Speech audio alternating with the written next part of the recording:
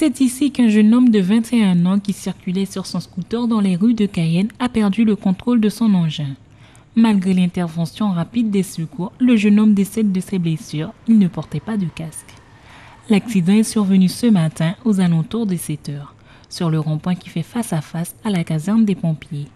En chutant sur la chaussée, sa tête a heurté la bordure du trottoir. Arrivés rapidement sur les lieux de l'accident, les sapeurs-pompiers et l'équipage du SMUR qui ont effectué sur place un peu plus de 40 minutes de massage cardiaque. Le jeune homme qui avait une plaie importante à la tête n'a pas survécu à ses blessures. Le médecin du SMUR a déclaré le décès de la victime en présence de son père, de sa mère et de d'autres membres de sa famille. En effet, la victime vivait chez ses parents à quelques rues du lieu où il a perdu la vie. Cet accident relance encore une fois le problème du port du casque chez les jeunes. Sachez que le port du casque est la seule mesure de sécurité qui constitue une obligation aux yeux de la loi pour le conducteur et le passager d'un véhicule à 2 roues. Avec le casque, lorsqu'un accident survient, la tête et la nuque sont protégées des chocs. Ce sont les parties les plus vulnérables du corps humain et les liaisons et les blessures qui en touchent sont pour la plupart des cas mortels. Et ce drame en est le parfait exemple. Le gouvernement brésilien a créé un groupement spécial de la police pour le mondial de 2014. Plus de 10 000 hommes ont participé à une formation pour intégrer l'unité.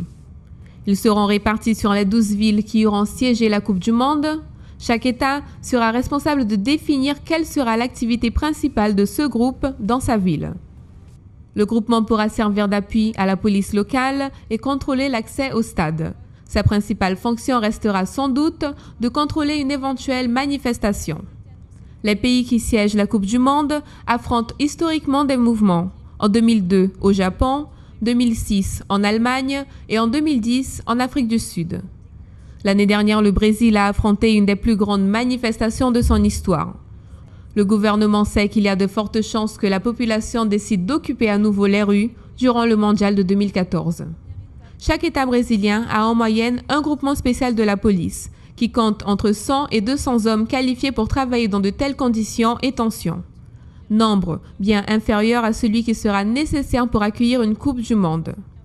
São Paulo, qui possède la troupe d'élite la plus nombreuse, 3000 hommes, recevra probablement un renfort.